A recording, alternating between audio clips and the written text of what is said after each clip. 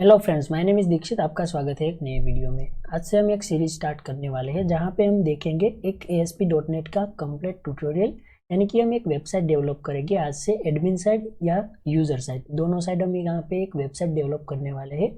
अगर आपको ASP.NET C# language का थोड़ा सा भी नॉलेज है देन आप ये वेबसाइट को ईजिली बिल्ड कर पाओगे। अगर नहीं है तो आपको सीखने को मिलेगा। हम यहाँ पे जो यूज़ करेंगे वो होगा हमारा माइक्रोसॉफ्ट विजुअल स्टूडियो 2010।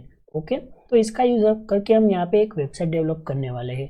तो जब हम कोई वेबसाइट डेवलप करते हैं तो सबसे पहला जो फेस होता है वो हमारे पास होता है रिक्वायरमेंट गैदरिंग, यानी कि हमारे पास जो क्लाइंट है उसकी क्या रिक्वायरमेंट होती है, हमें कौन कौन से टेबल क्रिएट करने होंगे, उसके लिए हम कौन कौन से वेब पेजेस डिज़ाइन करेंगे, क्या कोड लिखेंगे, वो सारे सवाल हमारे मन में होंगे जब हम एक नया प्रोजेक्ट डेवलप कर रहे होंगे। पर गाइज, यहाँ पे हमें कोई टेंशन नहीं लेना है। सबसे पहले तो मैं आपको बता दूं कि जब हम कोई प्रोजेक्ट स्टार्ट करते हैं तो हमारे पास एक माइंड में एक सिनारियो होना चाहिए कि हम इस तरीके से हमारी वेबसाइट को डिज़ाइन करेंगे और इस तरीके से हम उसको डेवलप करेंगे। तो सबसे पहले जो हमारे सामने चैलेंज आता है कि हम स्टार्ट कहाँ से करें, तो कोई नहीं, सबसे पहले तो हमारा जो भी कोड एडिटर है उसको तो हम ओपन ही कर लेते हैं। उसके बाद जो भी बेसिक फंक्शनलिटी होती है वो हमें डेवलप करनी होती है, यानी कि जब हम ASP.NET का यूज़ करते हैं तो मास्टर पेजेस हो गए या फिर होम पेजेस हो गए, profile page, shop, contact us, about us, वो सारे बेसिक पेज जो हमें डेवलप करने होते हैं। और सबसे बड़ी बात कि डेटाबेस, हमें कौन सा डेटाबेस यहाँ पे इंटीग्रेटेड है वो यूज़ करना है, उसमें कौन से टेबल बनाने हैं। तो सबसे पहले हम यहाँ पे क्या करेंगे, तो मैं आपको यहाँ पे मेरा डेटाबेस दिखा देता हूँ कि यहाँ पे मैंने कौन कौन से टेबल क्रिएट किए हैं। तो यहाँ पे ये सारे टेबल्स मैंने यहाँ पे क्रिएट किए हैं। एक हमारे पास है ब्रांड टेबल, जिसमें यहाँ पे ये सारी रोज होगी, यानी कि ब्रांड आईडी हमारे पास प्राइमरी की है, ब्रांड नेम और ब्रांड यूआरएल, यानी कि जो इमेज होगी उसका यूआरएल हम इसमें स्टोर करेंगे। और यहाँ पे यूज़र है तो ऑब्वियसली उसका कार्ड होगा। तो यहाँ पे user ID, product ID, quantity, price, वो सब हमारे पास यहाँ पे आ गया।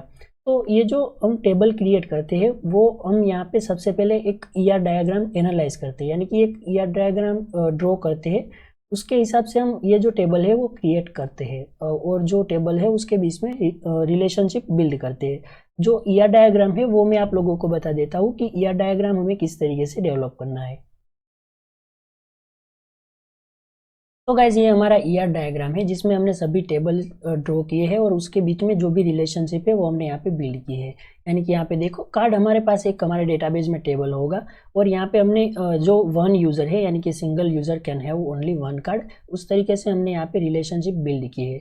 और यहाँ पे हमारे पास प्रोडक्ट टेबल है जिसमें ये सारी फील्ड्स होगी। यूज़र है तो उसके जो यूज़र है उसके टेबल में ये सारी फील्ड्स होगी, यानी कि यूज़र आईडी हो गया, उसका name, email, mobile number, password जो भी है, पिन कोड, एड्रेस, और यहाँ पे वो एडमिन है कि नहीं, क्योंकि हमें एडमिन साइड भी डेवलप करना है। तो ये सारा यहाँ पे टेबल हो गए जो हमने यहाँ पे रिलेशनशिप बिल्ड की है। तो ये जो ER डायग्राम है वो हमें यहाँ पे बेसिक अंडरस्टैंडिंग के लिए यूज़ कर सकते हैं कि हम कौन कौन से टेबल बनाएंगे और कौन कौन जो भी टेबल है वो सभी टेबल के बीच में क्या रिलेशनशिप होगी। ओके, तो यहाँ पे देखो, सारे टेबल्स हमने कवर कर लिए हैं जो भी एक ई-कॉमर्स प्लेटफॉर्म में होने चाहिए। वो तो आपको आपके ऊपर डिपेंड करता है कि आप कौन सी प्रोडक्ट ऑनलाइन सेल कर रहे हो। तो यहाँ पे हमारे पास जो भी प्रोडक्ट है वो यहाँ पे मशीनरी रिलेटेड पार्ट्स हो गए, तो हमने यहाँ पे प्रोडक्ट की कैटेगरी भी रखी है और यहाँ पे प्रोडक्ट फीचर डिटेल्स, ये सारा हमने यहाँ पे डेटा एनालाइज करके एक बेसिक ER डायग्राम ड्रॉ किया है। अगर ये ER डायग्राम भी आपको चाहिए तो डिस्क्रिप्शन बॉक्स में हमारी टेलीग्राम चैनल की लिंक होगी, वहाँ पे जाके आप ये ER डायग्राम को एक्सेस कर सकते हो, जो कि आपके रेफरेंस के लिए यूज़फुल रहेगा। जो भी ER डायग्राम मैंने यहाँ पे ड्रॉ किया है वो कम्प्लीटली ट्रू तो नहीं हो सकता, जो रिक्वायरमेंट है उसके हिसाब से ER डायग्राम भी चेंज हो सकते हैं, पर जो मेरा यहाँ पे सिनारियो है उसके लिए यहाँ पे ये जो ER डायग्राम है वो परफेक्ट। तो ये ER डायग्राम की मदद से हमने यहाँ पे ये सारे टेबल्स क्रिएट किए हैं और यहाँ पे उसके बीच में रिलेशनशिप बिल्ड की है। तो सपोज हमारे पास यहाँ पे एक प्रोडक्ट का टेबल है, तो मैं यहाँ पे क्या करूँगा, शो टेबल डेटा, यहाँ पे मैं इसका डेटा शो कर सकता हूँ कि टेबल, जो प्रोडक्ट टेबल है उसके अंदर कितना डेटा हमारे पास पड़ा है, यानी कि कितनी प्रोडक्ट्स हमारे पास अवेलेबल है, कुछ इस तरीके से। ओके, तो यहाँ पे प्रोडक्ट है तो उसकी ब्रांड हो गई, उसकी जो कैटेगरी हो गई, वो सारी फील्ड्स या फिर टेबल्स हमें क्रिएट करने होंगे। तो यहाँ पे हमारे पास टोटल 8 प्रोडक्ट है यहाँ पे कैटेगरी आईडी है कि ये जो प्रोडक्ट है वो कौन सी कैटेगरी में बिलोंग करती है, वो जो ब्रांड है वो कौन सी ब्रांड में बिलोंग करती है प्रोडक्ट। ओके, और यहाँ पे हमारे पास ये प्रोडक्ट के नेम से और यहाँ पे इसके इमेज यानी कि यूआरएल है, वो हम किस तरीके से स्टोर करेंगे वो मैं आपको आगे सीरीज में बता दूंगा, क्योंकि हमारे पास एक एडमिन भी होगा जो ये सारा जो डेटा है उसको हैंडल करेगा। यानी कि जब एडमिन चाहे तब कोई प्रोडक्ट ऐड कर सकता है, कैटेगरी ऐड कर सकता है, सप्लायर्स को ऐड कर सकता है, ब्रांड को ऐड कर सकता है, वो सारे फीचर्स हम एडमिन को देने वाले हैं। तो यहाँ पे प्रोडक्ट की क्वांटिटी और प्राइस वो सब यहाँ पे हो गया। तो ये तो हमने यहाँ पे हमारा डेटाबेस क्रिएट कर लिया है कुछ इस तरीके से। तो सबसे पहले हमें यहाँ पे क्या करना होगा, वेब पेजेस डिज़ाइन करने होंगे। तो उसके लिए हमने यहाँ पे जो यूज़ किया है वो है बूटस्ट्रैप, यानी कि हमने बूटस्ट्रैप CSS का यूज़ करके हमारी वेबसाइट को बिल्ड करना। ये जो कोड है वो मैंने बाय डिफ़ॉल्ट ऑलरेडी लिखा हुआ ही है, जो अगर मैं आपके साथ लिखता तो ज़्यादा टाइम वेस्ट होता, तो मैंने यहाँ पे ऑलरेडी कोड लिखा है। अब मुझे यहाँ पे आप लोगों को समझाना ही है कि हम किस तरीके से वर्क करेंगे। तो यहाँ पे हमारे पास क्या है, सबसे पहले तो हमने यहाँ पे एक मास्टर पेज ले लिया है। जो मास्टर पेज है वो क्या है, जो मास्टर पेज है वो सभी पेज के लिए सेम रहेगा। जो भी चाइल्ड पेजेस है वो मास्टर पेज के अंदर लोड होंगे। किस तरीके से मैं आप लोगों को बता देता हूँ। सपोज हमारे पास यहाँ पे एक होम पेज है, जो होम पेज है उसमें भी मैंने यहाँ पे कोई कोड ऐड किया है, वो क्या है वो मैं आप लोगों को बाद में बताऊंगा। सबसे पहले तो मैं यहाँ पे ये जो होम पेज है उसको व्यू इन ब्राउज़र कर लेता हूँ। तो यहाँ पे हमारा होम पेज ब्राउज़र में रन हो जाएगा। किस तरीके से, चलिए मैं आपको दिखाता हूँ। तो गाइज ये हमारा होम पेज है। यहाँ पे देखो हमने कुछ इस तरीके से यहाँ पे इसको डिज़ाइन किया है। तो यहाँ पे आपको नंबर दिख रहा है, ईमेल आईडी दिख रही है, वो सब डमी है। तो यहाँ पे जो हमारे पास मास्टर पेज है उसका लेआउट हमने इतना सा डिज़ाइन किया है, यानी कि ये हमारा हेडर, यहाँ पे जो भी हमने यहाँ पे लिखा है, एक सर्च बॉक्स है, लॉगिन रजिस्टर, 2 लिंक्स है, और यहाँ पे लास्ट में हमारे पास फुटर्स है यानी कि होम अबाउट, और यहाँ पे ये हमारी कंपनी का नाम है, हम एज्यूम कर लेते हैं। तो कुछ इस तरीके से यहाँ पे हमने इसको डिज़ाइन किया है। ये जो सभी डेटा है वो हमारे डेटाबेस में से आ रहा है, और यहाँ पे हमने इसको डिज़ाइन भी किया है। तो चलिए इसको हम यहाँ पे देख लेते हैं कि ये जो कोड है उसमें हमने यहाँ पे क्या किया है। तो सबसे पहले तो हमने यहाँ पे एक मास्टर पेज को डिज़ाइन किया है। ओके, जब हम यहाँ पे एक मास्टर पेज ऐड करते हैं, यहाँ पे जब हम क्लिक करेंगे, ये हमारा यूज़र है, इसका रूट फोल्डर है यूज़र। ओके, तो यहाँ पे जो यूज़र है उसके ऊपर हमें राइट क्लिक करना है, और यहाँ पे हम लिखें सिलेक्ट करेंगे ऐड न्यू आइटम, और यहाँ पे हमारे सामने एक पॉपअप ओपन हो गया आएगा जहाँ पे हम वेब फॉर्म या फिर मास्टर पेजेस ऐड कर सकते हैं। तो हमने यहाँ पे सबसे पहले तो एक मास्टर पेज ऐड किया और उसका नेम चेंज किया है यूज़र मास्टर। अब हमने यहाँ पे क्या किया है, जो भी हमें यहाँ पे CSS वगैरह ऐड करनी थी वो सब हमने यहाँ पे ऐड कर दी स्टाइल के लिए। ओके, अब यहाँ पे हमारे पास एक बॉडी टैग है। तो याद रखना कि जो भी मास्टर पेज है उसमें यहाँ पे एक सिंगल फॉर्म एलिमेंट होगा। यहाँ पे हम 2-3 फॉर्म टैग यूज़ नहीं कर सकते, यानी कि यहाँ पे जो भी हमारे दूसरे पेजेस है, होम पेजेस, लॉगिन वगैरह, वो सभी पेज में हम फॉर्म एलिमेंट का यूज़ नहीं करेंगे।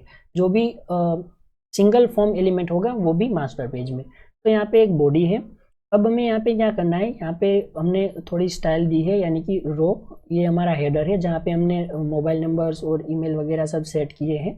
अब हमने यहाँ पे जो भी ऐड किया है वो मैं आपको दिखा देता हूँ। थर्ड नाउ बार, यानी कि जो भी हमारे पास यहाँ पे थी, जितनी भी लिंक्स थी वो यहाँ पे home, category, shop, about, contact us, वो सभी पेज हमने यहाँ पे डिज़ाइन किए हैं। ओके, अब हम यहाँ पे क्या करेंगे, ये जो कोड है उसको देखेंगे।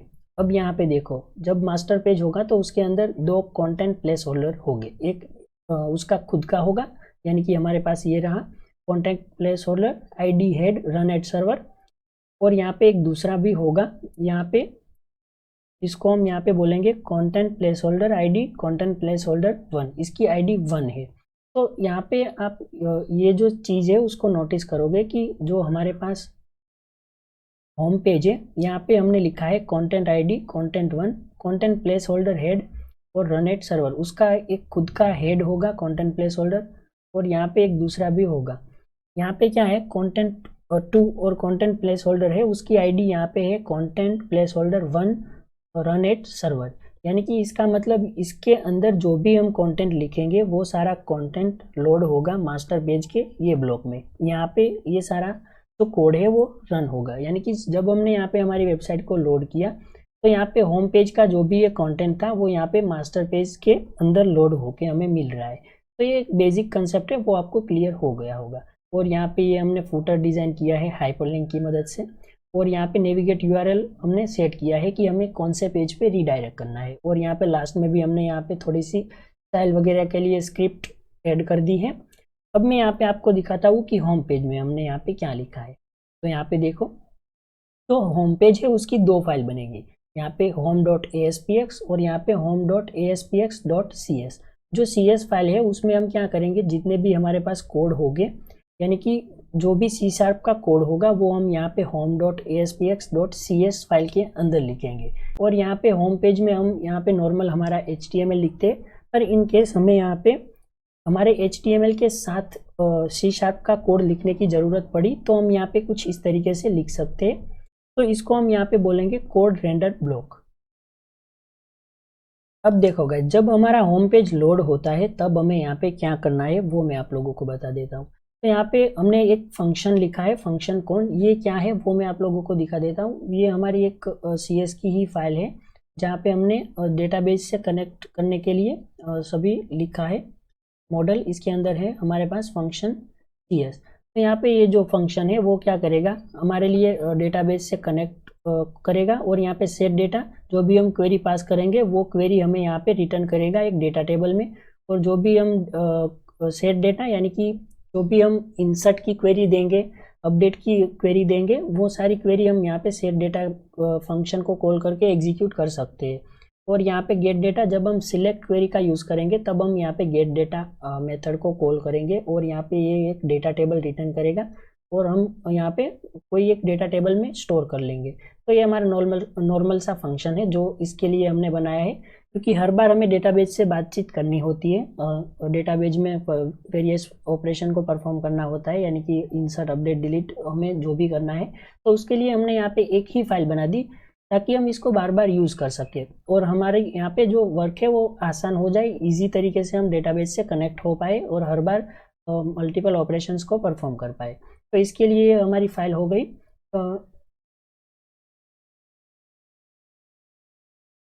अब गाइस, जब हमारा होम पेज लोड होगा तब हमने यहाँ पे क्या किया है वो मैं आप लोगों को बता देता हूँ। तो होम पेज में हमारे पास दो चीज़ें हैं, एक तो हमें यहाँ पे न्यू रिलीज जो भी प्रोडक्ट है वो हमें यहाँ पे शो करनी है, और जितनी भी हमारे पास ब्रांड अवेलेबल है वो सारी ब्रांड हमें यहाँ पे शो करनी है होम पेज में। रिलीज जितनी भी प्रोडक्ट होगी वो हम यहाँ पे, इसके लिए हमने यहाँ पे एक पब्लिक क्लास बनाया है न्यू प्रोडक्ट। जितने भी प्रोडक्ट्स न्यू होगी, यानी कि हम सपोज हमारे पास 20 प्रोडक्ट है और यहाँ पे 7 प्रोडक्ट ऐसी है जो हाल ही में अपलोड हुई है, तो जो भी न्यू प्रोडक्ट होगी उसके लिए, उसको स्टोर करने के लिए हमने ये क्लास डिफाइन किया है। और टॉप प्रोडक्ट इसके लिए हमने डिफाइन किया है ताकि हमें यहाँ पे जो भी प्रोडक्ट है वो टॉप सेलिंग, यानी कि सबसे ज़्यादा सेल हुई है, वो सारी प्रोडक्ट को डिस्प्ले करने के लिए हमने ये क्लास का यूज़ किया है। और यहाँ पे ब्रांड क्लास किसके लिए यूज़ हुआ है, और जो ब्रांड क्लास है वो हमने यूज़ किया है सभी ब्रांड को डिस्प्ले करने के। ओके, और यहाँ पे हमने क्या किया है, एक लिस्ट डिफाइन की है, पब्लिक लिस्ट, और यहाँ पे हमने पास किया है क्लास का नेम, यानी कि न्यू प्रोडक्ट, और जो लिस्ट है उसका नेम है न्यू प्रोडक्ट। तो कुछ इस तरीके से हम यहाँ पे लिस्ट को डिफाइन करते हैं। आप ये जो चीज़ें हैं वो आपने पढ़ी होगी C# में, C# लैंग्वेज में, तो आपको इसके बारे में पता होगा। मैं इसके बारे में आपको डिटेल में तो नहीं समझा सकता, पर हम यहाँ पे इस तरीके से जो भी हमारे पास क्लास है उसकी लिस्ट क्रिएट कर सकते हैं, और जो भी हमारे पास ऑब्जेक्ट होंगे वो हम यहाँ पे इसमें स्टोर कर सकते हैं। तो अब हमें यहाँ पे क्या करना है, हमने यहाँ पे लिखा है कौन is equal to new function. हमने यहाँ पे जो भी रेफरेंस है वो यहाँ पे पास कर दिया है, एक इसका ऑब्जेक्ट बनाया है, और यहाँ पे ये ऑब्जेक्ट की मदद से हम गेट डेटा और सेट डेटा मेथड को यूज़ कर सकते हैं। यहाँ पे हमने लिखा है नॉट इज पोस्ट बैक, यहाँ पे पेज बार बार लोड होता है, तो हमने यहाँ पे ये कंडीशन ऐड की है शो ब्रांड। हमें यहाँ पे सबसे पहले जितनी भी ब्रांड्स होगी उसको शो करना है, तो यहाँ पे शो ब्रांड हमारे पास एक मेथड हमने क्रिएट की है। ये जो मेथड है वो क्या करेगी, तो हमने यहाँ पे ट्राई और कैच ब्लॉक लिखा है, अगर कोई एक्सेप्शन हमारे पास आता है तो इसको हमें थ्रो करके मिलना चाहिए। हमने यहाँ पे एक क्वेरी लिखी है select star from brand. Okay, यहाँ पे ये जो है वो शो ब्रांड मेथड है, पर हमें यहाँ पे सबसे पहले शो ब्रांड, तो यहाँ पे क्या किया है सिलेक्ट स्टार फ्रॉम ब्रांड, और हमने यहाँ पे एक डेटा टेबल लिया है, डेटा टेबल DT। इसका यूज़ हम कैसे करेंगे, हमें यहाँ पे ऐड करना होगा यूजिंग सिस्टम डॉट डेटा। जब हम इसका यूज़ करेंगे तो हम यहाँ पे डेटा टेबल या फिर डेटा रो को एक्सेस कर सकते हैं। और हमने यहाँ पे लिखा है data table dt is equals to connection हमारा जो कौन ऑब्जेक्ट है डॉट गेट डेटा, क्योंकि हमें यहाँ पे ब्रांड टेबल में से डेटा चाहिए और जो भी डेटा है वो हमने यहाँ पे एक डेटा टेबल में यानी कि एक टेबल में स्टोर कर लिया। अब हमने क्या किया, सपोज हमें यहाँ पे पता नहीं है कि हमारे पास कितने रिकॉर्ड्स डेटाबेस में अवेलेबल है, तो हमने फॉर ईच लूप का यूज़ किया। डेटा रो यानी कि हमें यहाँ पे जो भी टेबल है dt डॉट रोज, उसमें से हमें यहाँ पे हर बार एक न्यू रो चाहिए, यानी कि हमने यहाँ पे जो भी रो है उसको r वेरिएबल में स्टोर कर लिया। अब हमने क्या किया, जो भी हमारे पास एक क्लास था ब्रांड नाम का, उसका एक ऑब्जेक्ट बनाया। अब हमने यहाँ पे लिखा b dot I D is equals to जो भी रो है उसमें से हमें यहाँ पे ब्रांड आईडी चाहिए, तो यहाँ पे देखो वही फील्ड हमारे पास होगी और यहाँ पे आईडी हमारे पास एक वेरिएबल होगा ब्रांड क्लास में। तो यहाँ पे देखो हमने यहाँ पे डिफाइन किया है public integer ID, public string name और पब्लिक स्ट्रिंग यूआरएल। तो हमने यहाँ पे क्या किया है, नॉर्मली जो क्लास है उसका एक ऑब्जेक्ट बनाया है और यहाँ पे सभी ऑब्जेक्ट जो वेरिएबल्स है क्लास के उसमें हमने यहाँ पे वैल्यू को स्टोर कर लिया है। यानी कि हमने यहाँ पे लिखा है कन्वर्ट डॉट टू इंट 32, हमें यहाँ पे इंटीजर में कन्वर्ट करना है। जो भी ब्रांड आईडी हमें मिलेगी रो में से उसको हमने यहाँ पे इंटीजर में कन्वर्ट किया है। ओके, और यहाँ पे जो ब्रांड नेम है वो ऑलरेडी हमने स्ट्रिंग रखा है, तो हम यहाँ पे जो भी रो है उसमें से हमें ब्रांड नेम चाहिए और यहाँ पे यूआरएल चाहिए। और कुछ इस तरीके से हमने यहाँ पे प्रोडक्ट के लिए भी यूज़ किया है। हमने यहाँ पे क्या किया है, हमने यहाँ पे लिखा है select star from product where product quantity is यहाँ पे ग्रेटर देन 0, यानी कि जिसकी जो भी प्रोडक्ट है उसकी क्वांटिटी 0 से ज़्यादा है वो ही प्रोडक्ट हमें चाहिए। यहाँ पे सपोज जो भी कोई प्रोडक्ट होगी उसकी क्वांटिटी 0 भी होगी तो वो तो हम यहाँ पे यूज़र को डिस्प्ले नहीं कर सकते, तो उस वजह से हमने यहाँ पे ये कंडीशन लिखी है कि where product quantity is greater than 0। और यहाँ पे हमने वही सेम स्टेप को फॉलो किया है। हम यहाँ पे फॉर लूप का भी यूज़ कर सकते हैं और फॉर ईच लूप का भी यूज़ कर सकते हैं। हमें यहाँ पे जो भी प्रोडक्ट है उसमें से लास्ट वाली जो भी 8 प्रोडक्ट होगी वो हमें चाहिए, तो इस वजह से हमने यहाँ पे फॉर लूप का यूज़ किया है। और हमने यहाँ पे हर बार यहाँ पे एक ऑब्जेक्ट क्रिएट किया है न्यू प्रोडक्ट का। ओके, और यहाँ पे लास्ट में हमने क्या किया है, न्यू प्रोडक्ट डॉट एड, और ये हमारा ऑब्जेक्ट हो गया np। तो इसका मतलब क्या होगा कि जो भी हमारे पास लिस्ट है न्यू प्रोडक्ट, हमने यहाँ पे सबसे पहले डिफाइन किया था न्यू प्रोडक्ट, उसमें हम यहाँ पे ऐड करना चाहते हैं हमारा ऑब्जेक्ट जो कि न्यू प्रोडक्ट क्लास का होगा, यानी कि उस क्लास से बिलोंग करेगा। तो कुछ इस तरीके से हमने यहाँ पे होम पेज में कंडीशन लिखी है और यहाँ पे सिलेक्ट क्वेरी फायर की है, जिससे हमें यहाँ पे ब्रांड मिलेगी और जो भी प्रोडक्ट्स है वो हमें यहाँ पे मिल जाएगी। गाइस हमने यहाँ पे रेटिंग भी डिस्प्ले की है, आप लोग यहाँ पे देख सकते हो जो भी प्रोडक्ट है उसकी रेटिंग भी हमने यहाँ पे डिस्प्ले कर दी है साथ साथ।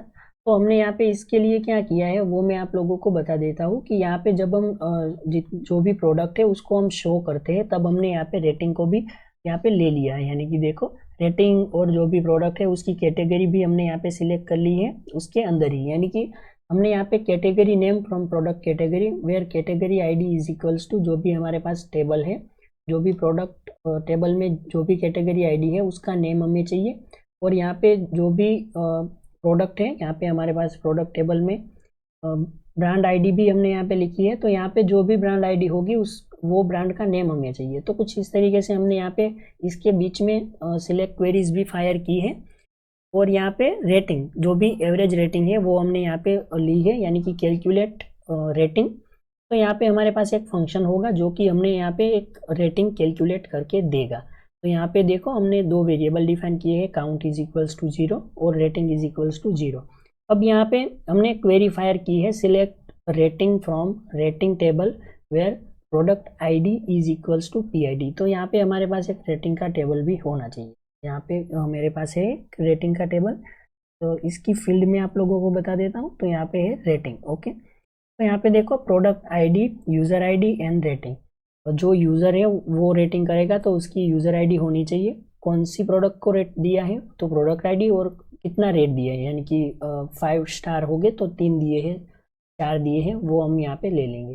तो यहाँ पे हमने सारी रेटिंग सिलेक्ट करनी है जिसकी भी प्रोडक्ट आईडी यहाँ पे हम जो पास करेंगे वो होगी। तो हमने यहाँ पे जब मेथड को कॉल किया तब हमने यहाँ पे प्रोडक्ट आईडी भी पास की है, जो हमने यहाँ पे हमारे पास यहाँ पे जो रो है डेटा रो आर ब्रैकेट्स में हमने लिखा है प्रोडक्ट आईडी, तो हमारे पास जो भी प्रोडक्ट होगी उसकी आईडी हमें मिल जाएगी। तो यहाँ पे हमने क्या किया है, हमें यहाँ पे सपोज रेटिंग तो मिल गई। अब हमने यहाँ पे लिखा है data table dt is equals to get data. हमें यहाँ पे सारे डेटा चाहिए, रेटिंग चाहिए, तो हमने यहाँ पे जो भी रेटिंग होगी हमने यहाँ पे स्टोर कर ली एक टेबल में। अब हम यहाँ पे क्या करेंगे, एक फॉर ईच लूप चलाएंगे और यहाँ पे टेबल में से हर बार एक न्यू रो सिलेक्ट करेंगे और हम यहाँ पे रेटिंग में प्लस करते जाएंगे। जितना भी रेटिंग होगा वो यहाँ पे हमारे पास प्लस हो जाएगा।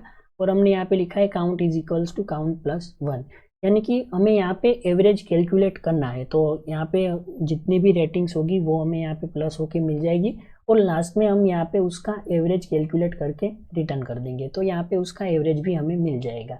अब यहाँ पे हमने कोड रेंडर ब्लॉक का यूज़ किया है, यानी कि HTML फाइल है उसके अंदर ही हमने यहाँ पे C# का कोड लिखा है। तो यहाँ पे हम इस तरीके से लिख सकते हैं लेस देन और यहाँ पे परसेंटेज साइन, और यहाँ पे इसके अंदर हमने फॉर ईच लूप चलाया है। वार आइटम या फिर वार न्यू प्रोडक्ट, जो भी न्यू प्रोडक्ट है ये हमारा वेरिएबल है।